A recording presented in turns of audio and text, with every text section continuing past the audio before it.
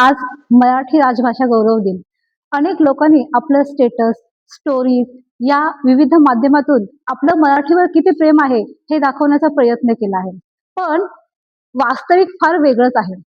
कारण आपण जेव्हा घराच्या बाहेर पडतो, तेव्हापासून आपली मराठी ही थोडीशी मागे पडते आणि आपण इतर भाषा म्हणजे इंग्लिश किंवा हिंदीचा वापर करतो. उदाहरण सांगायचं तर जेव्हा आपण प्रवासासाठी तिकीट काढायला जातो, तेव्हा आपण एक रिटर्न दो, एक सिंगल दो असं आपण बोलतो.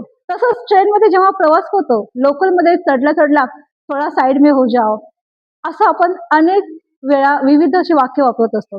पण मराठी माणूस हा दुसऱ्या मराठी माणसाशी बोलताना सुद्धा मराठीचा वापर करत नाही. ही हळू कमी झालेली जी मराठी भाषेची पकड आहे, ही आपल्याला जाणवते आहे. कारण पुन्हा घ्या. असं आपल्या महाराष्ट्रातच जवळ-जवळ 42 बोलीभाषा या वापरल्या जातात. परंतु ते प्रमाण देखील हळू आपल्याला कमी-कमी पाहायला मिळते. 2001 ते 2021 या दरम्यानमध्ये महाराष्ट्रामध्ये जवळ-जवळ 13,000 मराठी शाळा बंद झाल्या आहेत.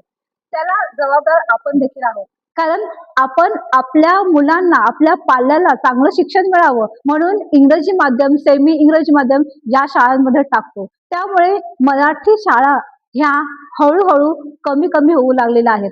याचं उदाहरण आपल्याला बऱ्याच ठिकाणी पाहायला मिळतं. तिसरी गोष्ट, आज विज्ञानाने बरीच प्रगती केली आहे. विज्ञानामुळे मोबाईल आलेत, मोठमोठे कॉम्प्युटर्स आलेत, त्याचप्रमाणे AI देखील आलेला आहे. परंतु आपण प्रत्येक जण जो कीपॅड वापरतो, त्यातील किती जण असे आहेत की जे मराठी भाषा असलेले कीपॅड वापरतात. आपणच आपल्या भाषेला जास्त महत्त्व देत नाही. आपण आपल्या भाषेचं जर महत्त्व दिलं नाही, तर पुढच्या पिढीला मराठी भाषेबद्दल जितका अभिमान वाटायला पाहिजे, तेवढा अभिमान वाटणार नाही. मला वाटतं की सुरुवात आपणच आपल्यापासून केली पाहिजे आणि मराठी भाषा ही जास्तीत जास्त कशी विकसित होईल, पुढच्या पिढीपर्यंत कशी जाईल, हे आपणच आपलं ठरवलं पाहिजे आणि याची सुरुवात आपणच केली पाहिजे. मी तुम्हा सर्वांना आजच्या दिवसाच्या खूप खूप शुभेच्छा देते. अनेक लोकांनी आपल्या स्टेटस, स्टोरी अशा विविध माध्यमातून आपलं मराठीवर किती प्रेम आहे हे दाखवण्याचा प्रयत्न केला आहे. पण हे असं